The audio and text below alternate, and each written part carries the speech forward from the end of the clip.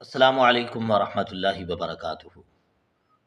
نحمدہ ونصلی علی رسولہ الکریم، اما بعد فاعوذ باللہ من الشیطان الرجیم، بسم اللہ الرحمن الرحیم۔ نبی کریم صلی اللہ علیہ وسلم کی حدیث صحیح بخاری میں ہے، آپ علیہ الصلاۃ والسلام نے فرمایا، الصیام جنۃ، روزہ ڈھال ہے دوزخ سے بچاؤ کے لیے، فلا یرفث ولا یجہل، اس لیے جو روزہ دار ہے نہ تو وہ فحش گوئی کرے اور نہ ہی جہالت کی باتیں کرے، لغویات نہ بکے۔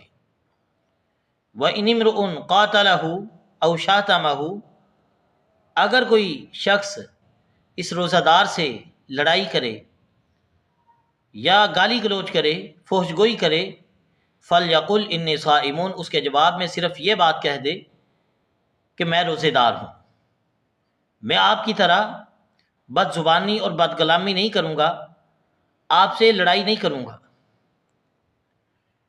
اور پھر فرمایا، وَالَّذِي نَفْسِي بِيَدِهِ لَخَلُوفُ فَمِ الصَّائِمِ أَطْيَبُ عِندَ اللَّهِ تَعَالَى مِن رِيحِ الْمِسْكِ، کہ اس ذات کی قسم جس کے ہاتھ میں میری جان ہے، روزہ دار کے منہ کی بو اللہ رب العالمین کے نزدیک خوشبو سے بھی زیادہ پاکیزہ اور پسندیدہ ہے۔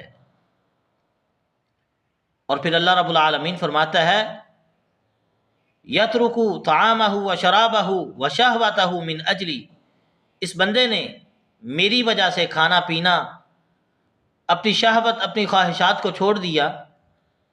الصیام لی وانا اجزی بہ، یہ روزہ میرے لیے تھا، اس کا اجر بھی میں ہی عطا کروں گا۔